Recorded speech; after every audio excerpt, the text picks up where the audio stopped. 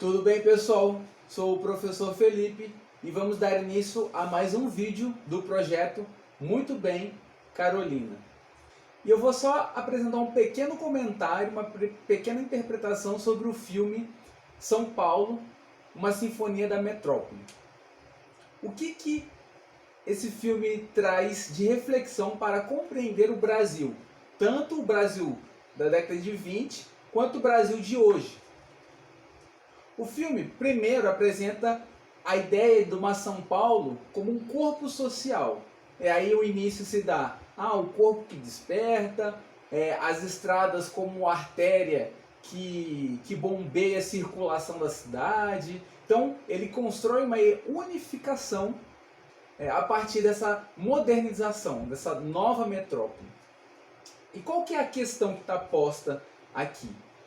A compreensão, que dialoga com a biologia, a concepção de biologia do século XIX, é que nós temos um corpo e esse corpo precisa ter uma manutenção cotidiana, o fortalecimento desse corpo. E por onde que daria o fortalecimento desse corpo? Através do esporte, dentro dos civis, e também em relação à defesa máxima, que seriam os militares. Então, por isso que a modernidade brasileira tem esse culto do militar. É uma das características. Vão haver outras discussões sobre isso. Mas uma delas é como se esse corpo fosse defender a nação desses sujeitos estranhos. Por isso que o Brasil, o Brasil, entre aspas, com a sua elite, sempre vê o outro como um corpo estranho que precisa ser eliminado. A função da polícia aqui no Brasil não tem a função de proteger os cidadãos, mas tem a função de proteger o Estado desse outro, desse corpo estranho. Por isso que é marcadamente formado por uma identidade, o amor ao próximo, o amor ao idêntico e um ódio exacerbado desse outro, desse corpo estranho. E a organização do filme, pela montagem, e tem uma ideia de ritmo também, ritmo e fotogenia, por isso que o nome Uma Sinfonia da Metrópole, constrói essa ideia de uma São Paulo urbana, drasticamente rompida com o tradicional. E o tradicional aqui é apagado. Ao ver o filme parece até que a gente está vendo parece que é Paris, parece que é uma cidade dos países desenvolvidos, colocando pelo termo, entre aspas. Não parece ser a cidade de São Paulo. Eles apagam, eles anulam a presença da população negra, a presença do caipira, algo muito importante para entender a cultura rural de São Paulo. Tudo isso é apagado, tudo isso é anulado em nome desse constante presente, desse constante novo que é necessário para o corpo moderno, para a concepção de modernidade. E qual que é o problema que isso causa? A população negra no filme só aparece na casa de detenção.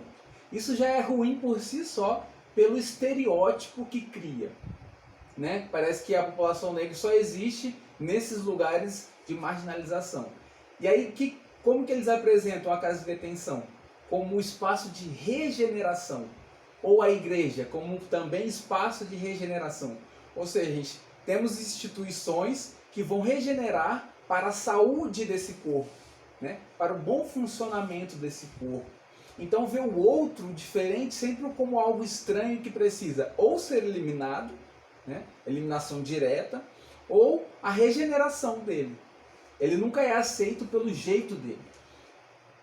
Vamos dar um exemplo, a transformação que o samba vai sofrer, de um samba no século XIX, extremamente envolvido com a percussão, da passagem do XIX para o XX, comecinho do XX, uma percussão muito presente, e já para a década de 40, 50, uma predominância, pelo menos em alguns espaços, isso não é homogêneo, mas em alguns espaços a presença maior da harmonia, principalmente do violão. Então tem essa ideia de higienização para ser bem aceito ao idêntico, ao igual. Então é essa compreensão de corpo social que vemos num projeto de formação da nação. um Brasil que vai ter uma ruptura drástica com esse tradicional, com esse arcaico, esse rural, e a ascensão do novo, e esse novo está diretamente ligado a uma civilização extremamente higienista. E a supervalorização presente no filme, na época, do café.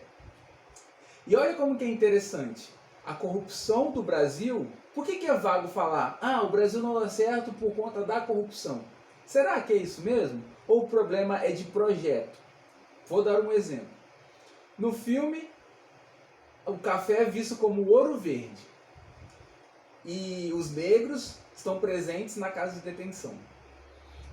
A corrupção no Brasil, ela tem uma sustentação a partir do favorecimento dessa elite, na época era o café, hoje em relação à soja, né, e a criação de gado, agropecuário no geral, e o desfavorecimento desse outro, E olha como que o Brasil encara, parece que a sociedade brasileira é esse comportado, essa elite, e o outro é um corpo estranho que precisa ser eliminado. Né? Eles não são vistos como brasileiros, eles não são vistos como integrantes dessa nação. E aí a base da corrupção está ligada diretamente com esse projeto. Porque essa corrupção favorece um determinado grupo e desfavorece outro. Quando a gente traz a questão de projeto de nação, a gente entende a historicidade da ideia de corrupção. É muito vago falar, o Brasil não dá certo por conta da corrupção. Tá, mas que corrupção? Né?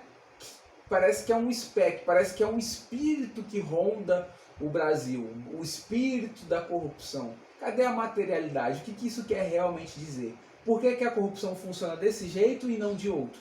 Justamente por conta desse projeto, justamente por conta dessa concepção de civilização, onde o moderno é supervalorizado, né? Esse novo, essa técnica, e uma técnica que elimina tudo que há de arcaico, de tradicional. Por isso esse ódio gigantesco a religiões de matriz africana, um ódio à capoeira, um ódio ao samba, e essas culturas só são aceitas quando elas recebem uma purificação, né? uma limpeza interna. Tem uma discussão muito importante, uma dissertação sobre a capoeira, da performance do corpo da capoeira Angola para a capoeira regional. Capoeira regional não, contemporânea. Capoeira contemporânea pensa uma performance extremamente técnica, muito parecido com a ideia de um balé, sabe? A perna muito bem esticada, o corpo muito bem desenhado. Já a capoeira Angola tem um corpo mais solto, mais maleável, não tão rígido assim. Vão ter outras variáveis, né? Não quero entrar na questão de como que se uma fosse melhor que a outra. Quem discute muito bem essa questão é o Stuart Hall. Quem tiver interesse em entender isso melhor, seria uma referência interessante. Mas eu estou falando como que o projeto do Brasil tem essa ideia de um corpo, né? Um corpo social que precisa se manter saudável pela técnica, pelo esporte, pela moral, e tudo que é diferente disso é um corpo estranho que precisa ser eliminado. E eles vão justificar esse projeto a partir da biologia do século XIX. O Vladimir Safatli, nesse livro, Circuito dos Afetos, ele vai partir da concepção de biologia do filósofo e médico Kang Lien para refutar essa compreensão de biologia. Ele vai falar assim, não, o corpo biológico não funciona dessa maneira. Há uma questão de contingência, há uma questão de referenciais internos do que é estranho. O corpo não funciona necessariamente pela eliminação desse outro. O corpo tem memória, e a memória que ele apreende pela presença do outro. Seria basicamente que o corpo não funciona a partir da eliminação do estranho, mas ele se transforma, ele se modifica justamente pela presença do diferente, justamente pela presença desse outro. E eu vou ler aqui um trecho rapidinho, só para finalizar o vídeo e vocês entenderem um pouco melhor do que o Vladimir Safatli está falando. E para a gente mudar a ideia, né, essa compreensão de que o problema no Brasil é a corrupção. Não, estou tentando sustentar aqui a ideia de que o problema é de projeto, essa ideia de um corpo que precisa eliminar o estranho e o diferente. Abre aspas. Nesse ponto, fica clara a importância dada por Canguilhem à dissociação entre saúde e adaptação ao meio. Importância sintetizada em afirmações segundo as quais normal é viver em um meio no qual flutuações e novos acontecimentos são possíveis. Ou ainda, o homem só se sente em boa saúde, que é precisamente a saúde, quando se sente mais do que normal, isto é, não apenas adaptado ao meio e às suas existências, mas também normativo, capaz de seguir novas normas de vida. São maneiras de afirmar que a saúde dissocia normalidade e normatividade, por ser atividade capaz de colocar em questão normas fisiológicas usuais, permitindo ao organismo viver um mundo de acidentes possíveis. Isso é muito importante.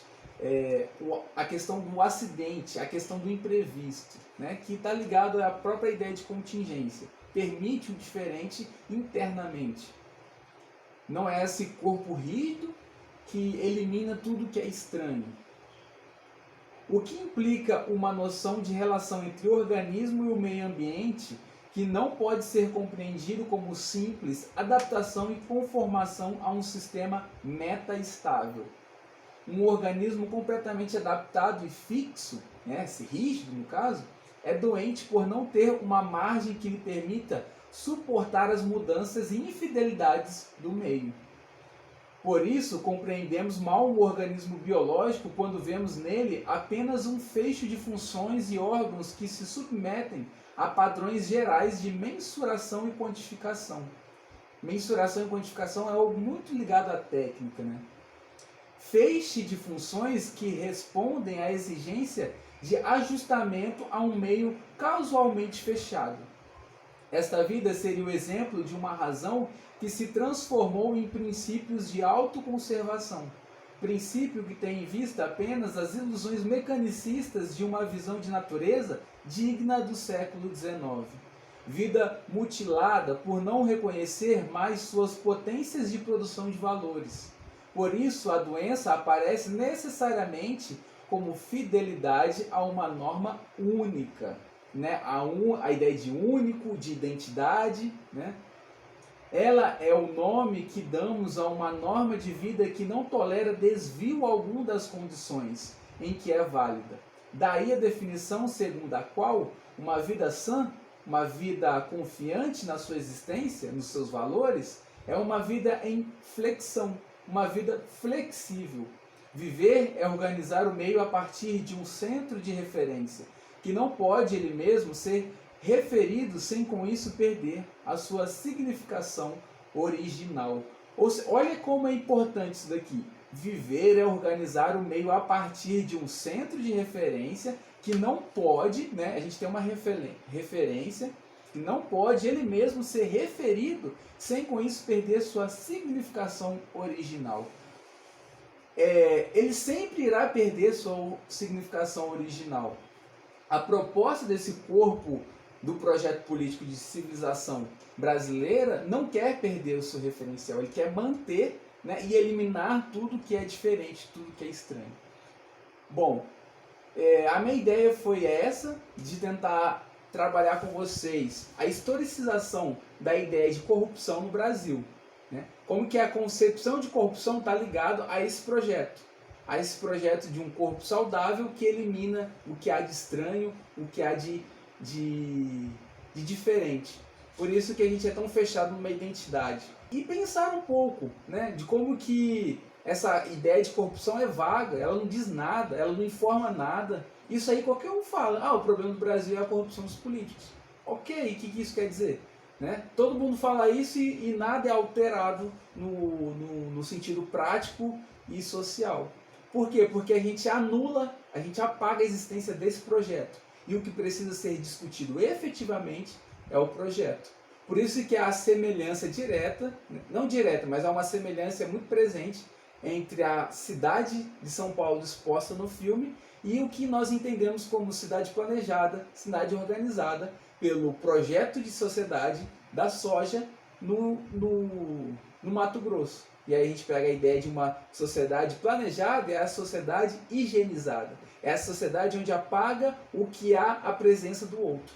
Né? Então por que há uma certa semelhança entre a concepção de sociedade do filme e com o que nós vivemos hoje no projeto de sociedade a partir da técnica, né, o processo de comercialização de vivência da soja. Então fica um pouco essa questão e obrigado por assistir o vídeo até o final. E até a próxima.